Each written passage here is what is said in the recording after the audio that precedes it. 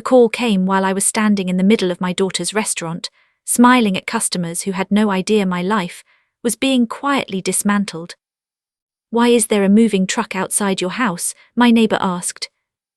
I laughed at first. I actually laughed, because there are some betrayals so outrageous your brain refuses to process them.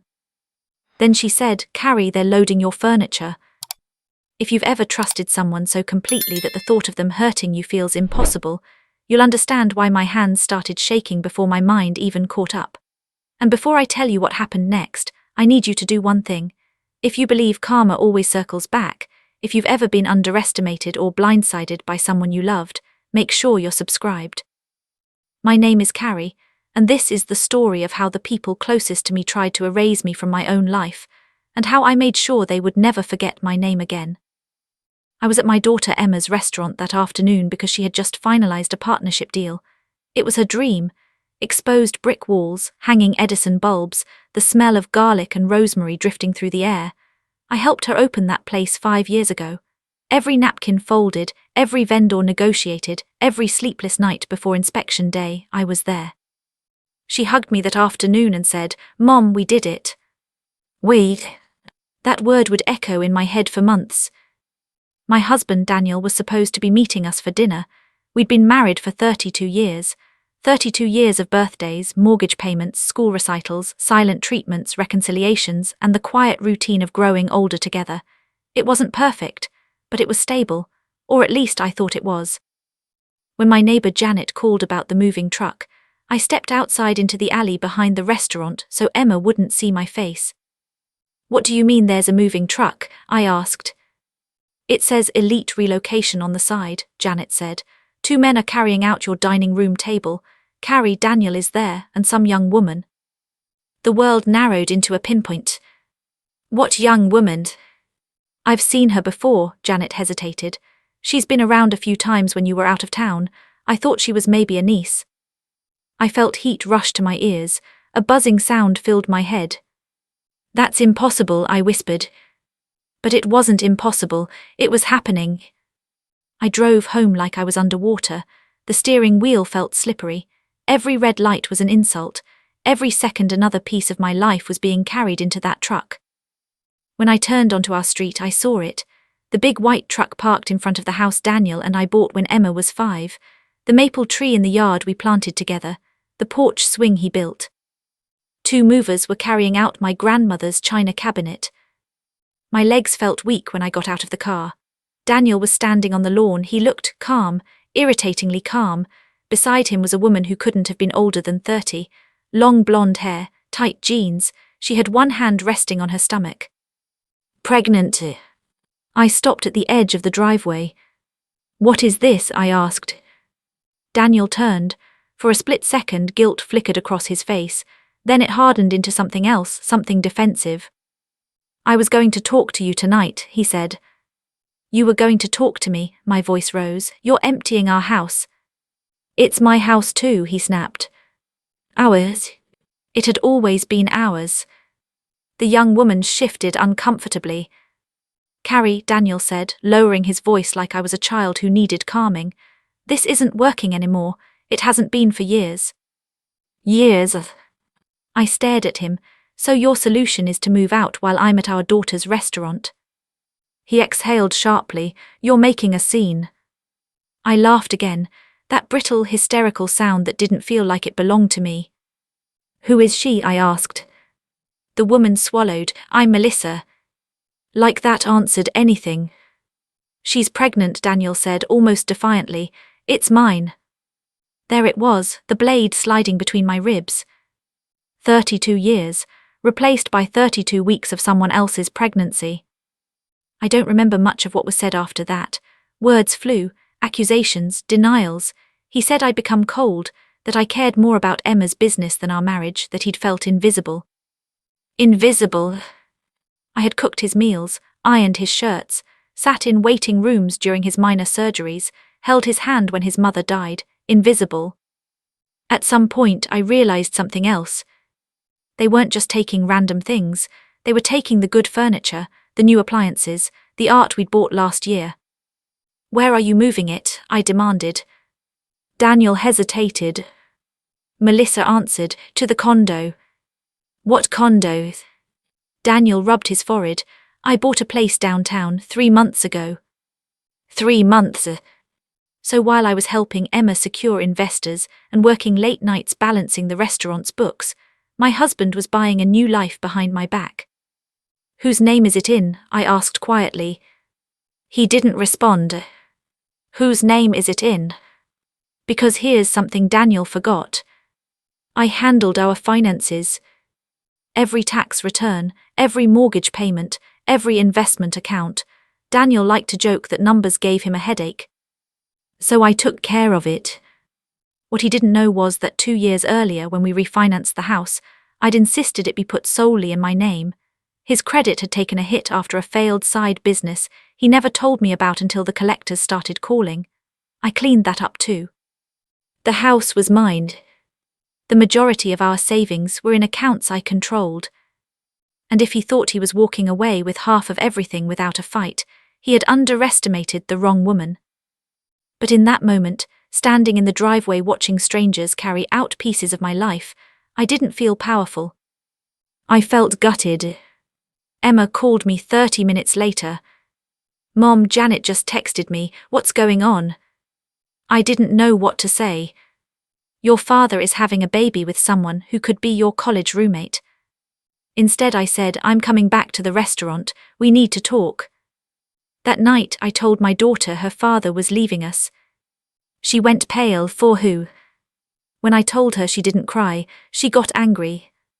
"He's throwing away 32 years, she said, "for some midlife crisis." I didn't defend him, I couldn't.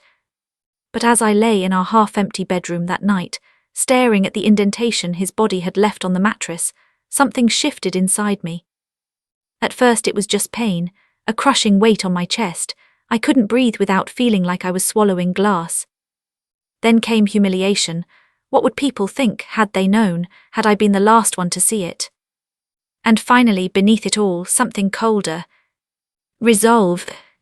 Because Daniel hadn't just cheated. He tried to erase me. He tried to move me out of my own life without warning. And I wasn't going to let that be the end of the story. The next morning I called a lawyer, not a dramatic billboard advertising kind, a quiet, meticulous woman named Rebecca who specialized in complex divorces. I brought her every document I had, property deeds, bank statements, retirement accounts. She looked through them slowly, adjusting her glasses. "Carrie," she said finally, "did your husband know the house is solely in your name?" I shook my head. "And these investment accounts? Also in mind?" She leaned back. "Then he may have made a very expensive mistake." For the first time since the moving truck appeared, I felt a flicker of something that wasn't despair. Daniel thought he was stepping into a fresh start. He had no idea he'd just walked into a war. But revenge, if it's going to be satisfying, can't be impulsive. It has to be deliberate, precise. And as I sat across from Rebecca, listening to her outline exactly how exposed Daniel was legally, I realized something important. I didn't want to scream, I didn't want to beg. I wanted him to feel exactly what I had felt standing in that driveway.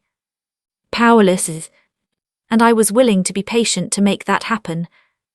Because while he was busy setting up a nursery in his downtown condo, I was about to quietly dismantle the fantasy he thought he'd built. And he wouldn't see it coming. 3 days after the moving truck, Daniel texted me like nothing had happened. "Can we meet to discuss logistics?" Logistics? As if 32 years could be itemized and divided like office supplies. I didn't respond right away. That was the first shift in our dynamic. For decades I had answered immediately, smoothed things over, managed emotions.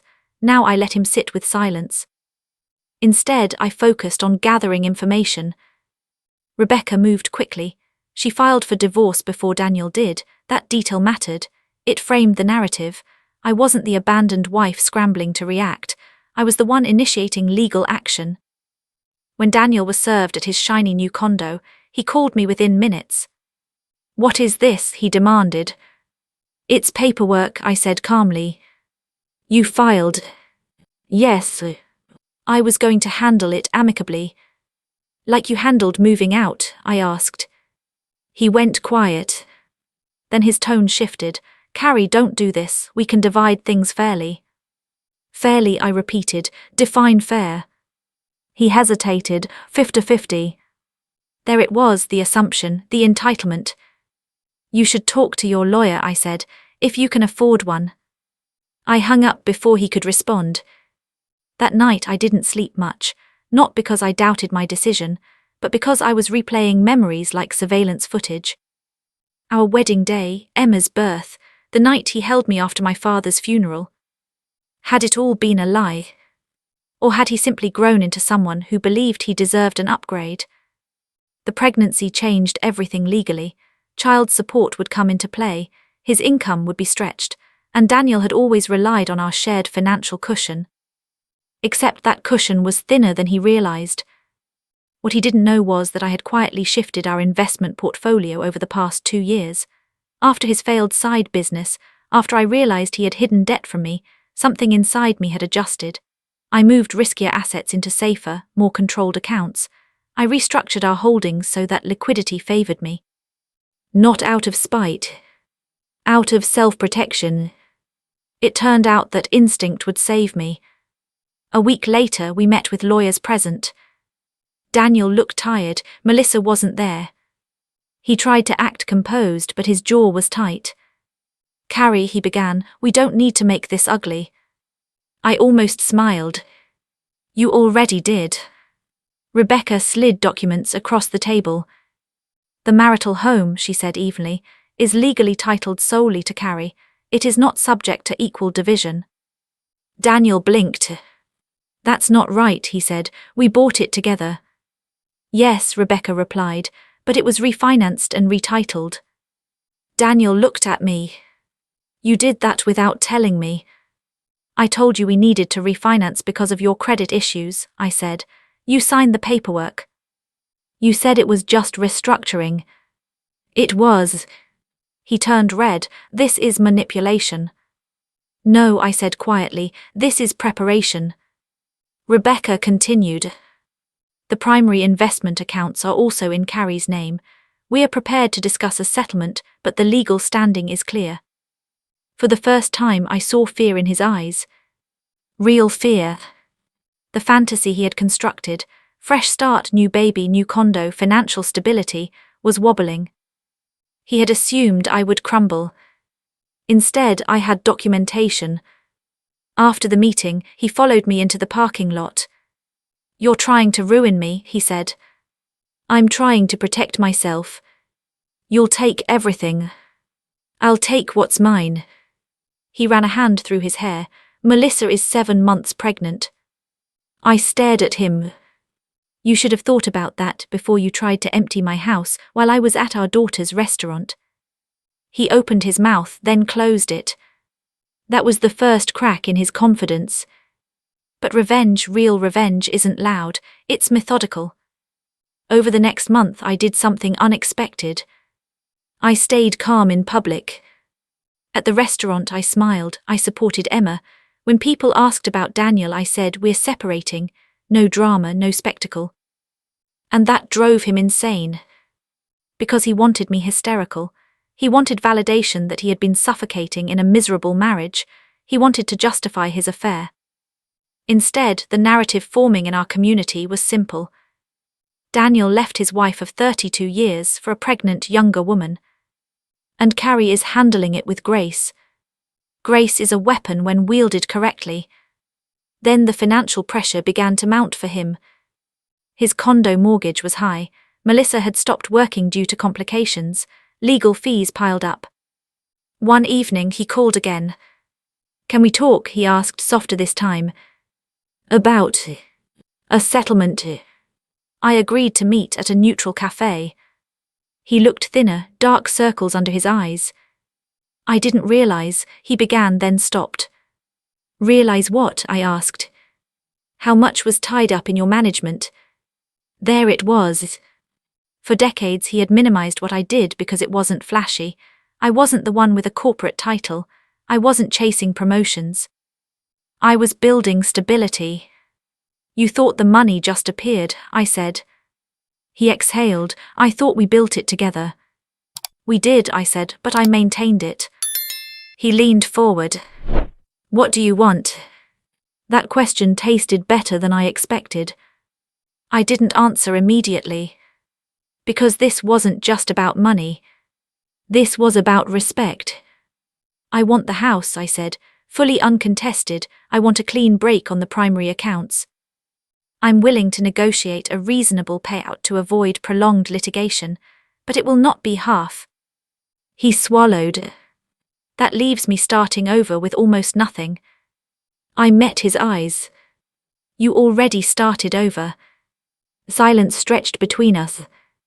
For a moment I saw the man I married, the one who once brought me coffee in bed, the one who cried when Emma left for college. And I felt something dangerous. Pity. I crushed it quickly. Because pity is how I ended up blindsided in the first place. He nodded slowly. Let me talk to my lawyer. Weeks passed.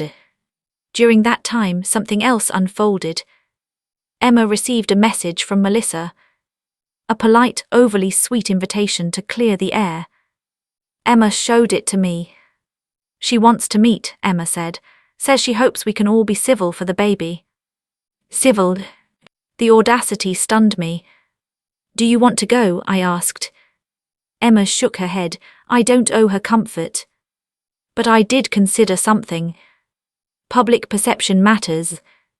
So I suggested something strategic. Invite her to the restaurant, I said. Emma raised an eyebrow.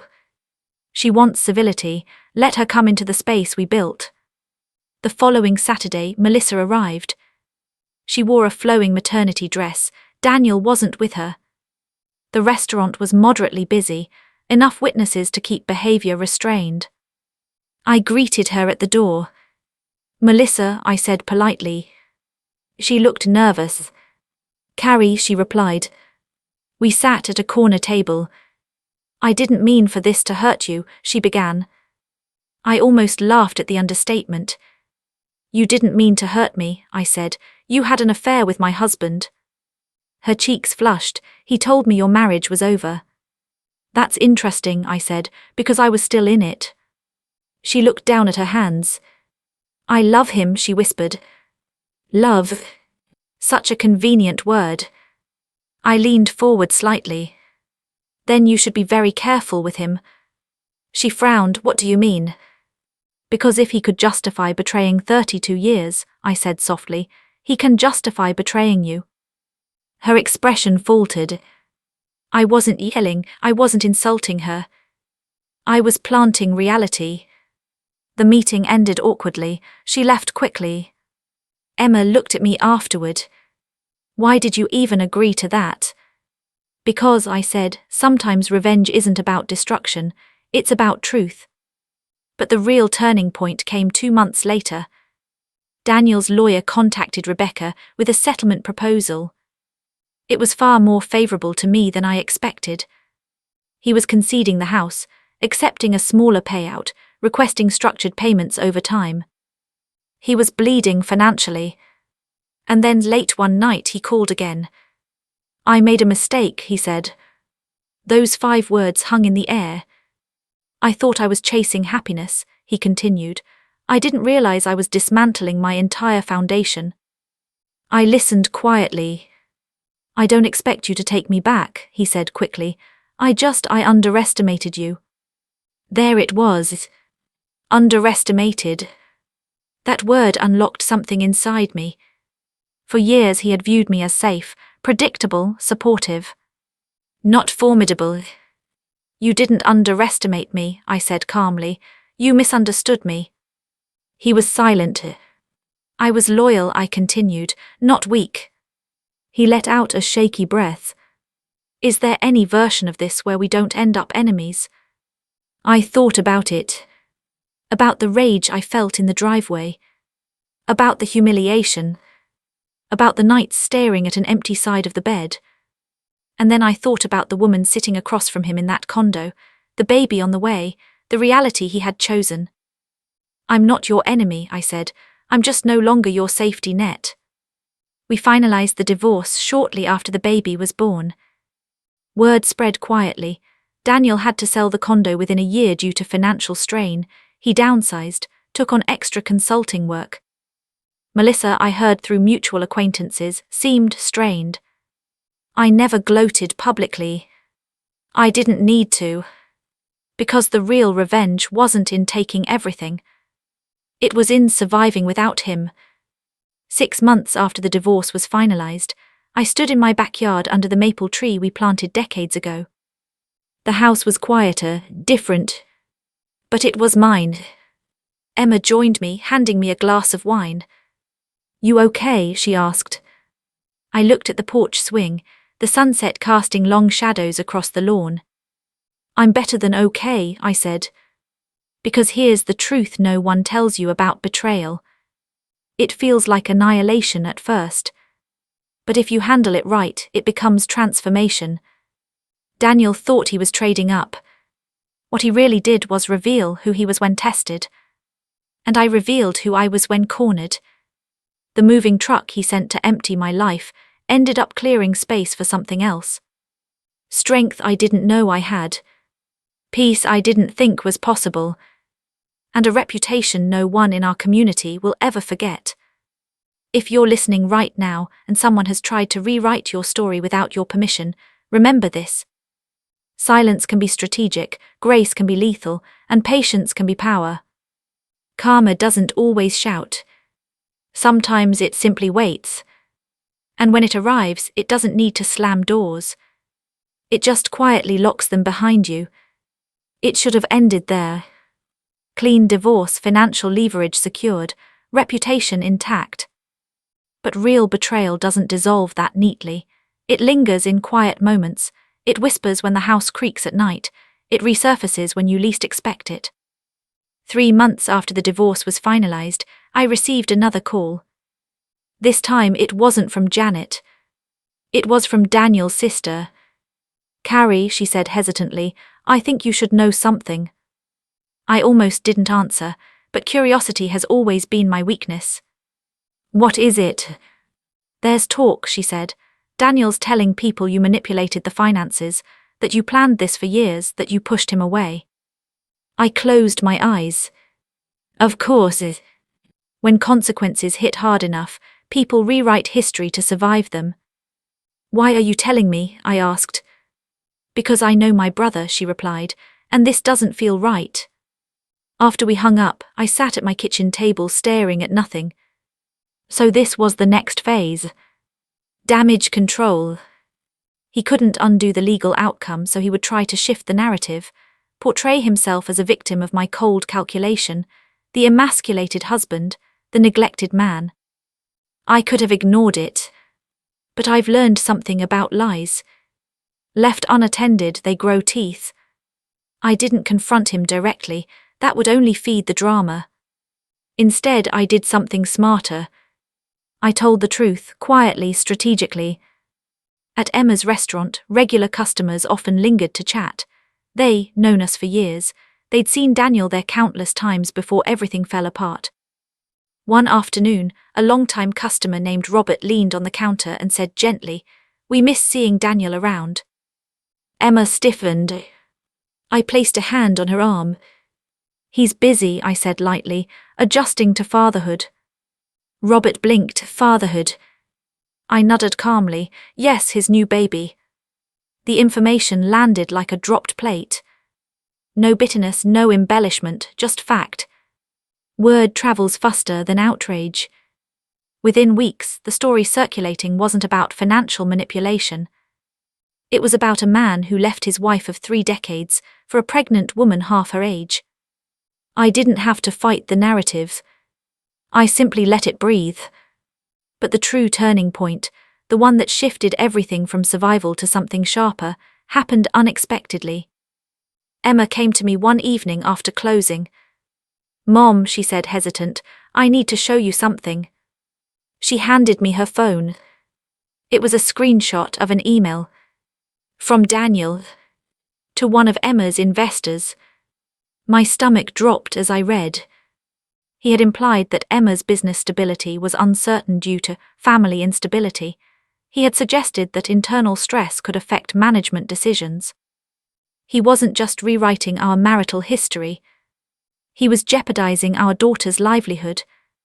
That was the moment the last thread of restraint snapped. You can hurt me. You can embarrass me. But you do not endanger my child. Did the investor respond? I asked evenly. Emma nodded. He forwarded it to me, asked what was going on. And what did you say? That you and Dad are divorced, and that it has nothing to do with the business. I inhaled slowly. Daniel had crossed into territory that required precision. I called Rebecca the next morning. Is there legal standing, I asked carefully, for interference with business relationships post-divorce? She was silent for a moment. Possibly, she said. Why? I forwarded her the email. Her response came an hour later. This is reckless on his part. Reckless. The word tasted like opportunity. We drafted a formal cease and desist letter. Not emotional, not dramatic, clinical. It outlined potential legal consequences for defamation and interference with established business contracts. When Daniel received it, he called within minutes. You're threatening me now, he snapped. No, I said calmly. I'm protecting my daughter.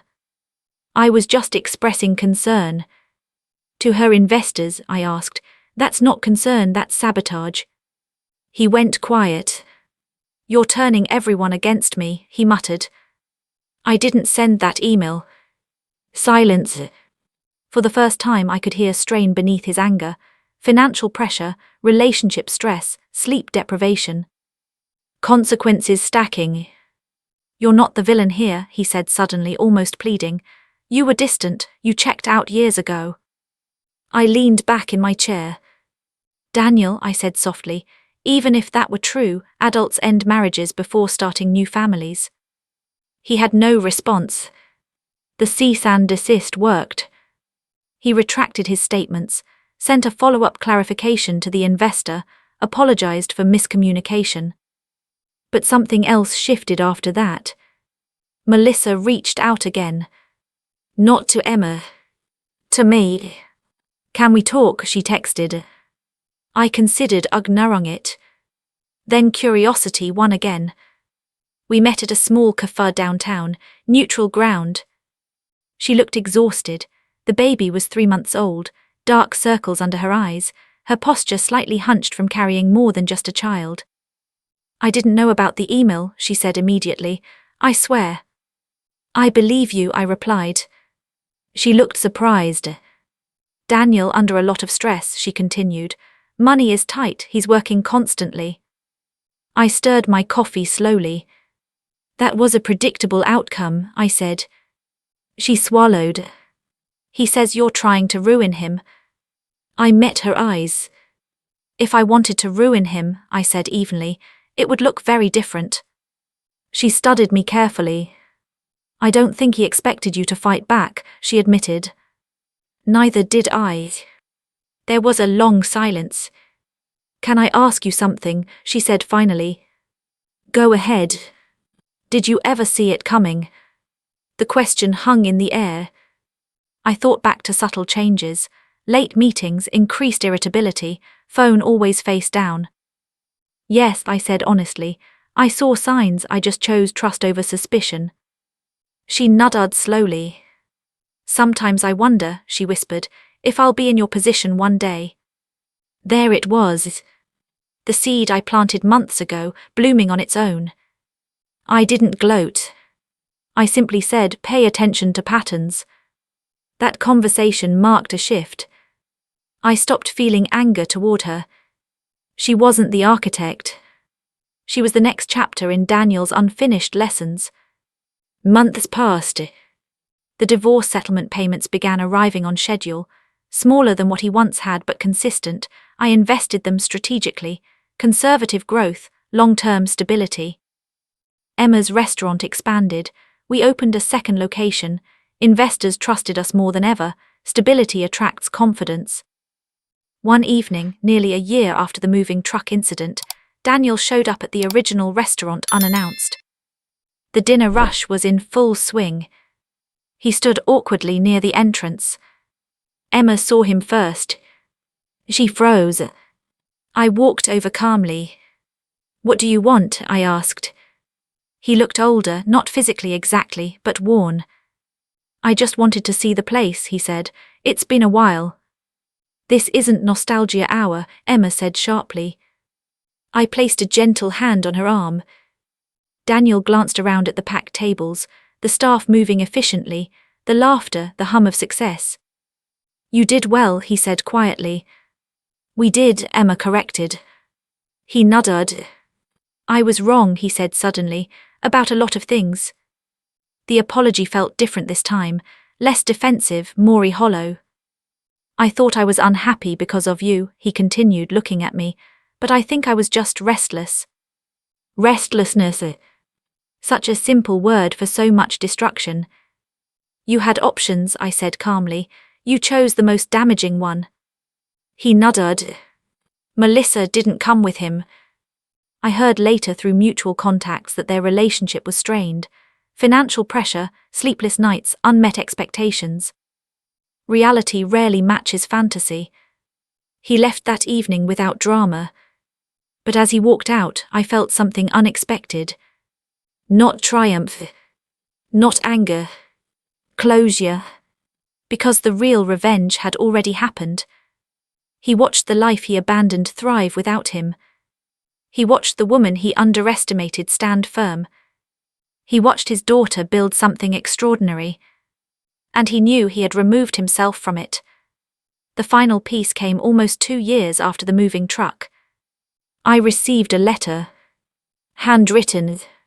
From Daniel. It wasn't a plea, it wasn't an excuse. It was an acknowledgement. "I mistook stability for stagnation," he wrote. "I confused loyalty with predictability. I believed I deserved more without understanding what I already had. Losing you forced me to confront parts of myself I avoided for decades. I don't expect forgiveness. I just needed you to know that I finally understand." I read it twice.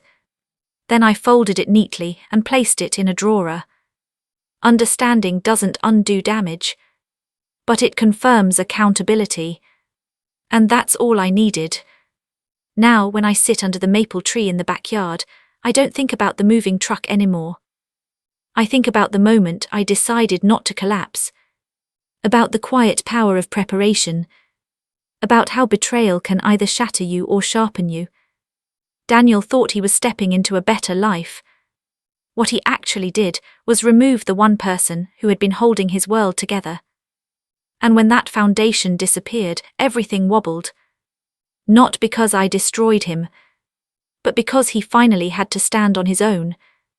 If you're listening right now and someone has tried to rewrite your worth, remember this. You don't need to scream to win. You don't need to destroy to prevail. Sometimes the most devastating revenge is simply this. Live well. Stand firm. And let them watch what they lost. If this story resonated with you, if you believe strength is often quiet but never weak, make sure you're subscribed. Share your thoughts below. I read every message. This is Curry. And sometimes the moving truck that looks like the end is just clearing space for your rise.